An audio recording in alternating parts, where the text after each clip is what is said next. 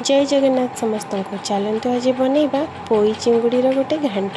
ये देखो मुझे कड़े तेल पकईकि परिवा सब सतुली नहीं परिवा मोर ये सतुला होगला मुझे कड़े बाहर करदेली। कड़े फास्ट तेल नहीं गली गोटा मसला ये मुझे किसी पियाज को गोल्डन ब्राउन हवा पर्यंत कषा तापर मुझे लंका गुंड पकई कलर हाँपाई छाड़देली। नहीं गली अदा रसुण पेस्ट एपटे देखो अदा रसुण पेस्ट को टिके समय चलैला मुझे टमाटो गोलमरीच और गोटे डालचीनी मुझे बाटिक नहीं जाइली।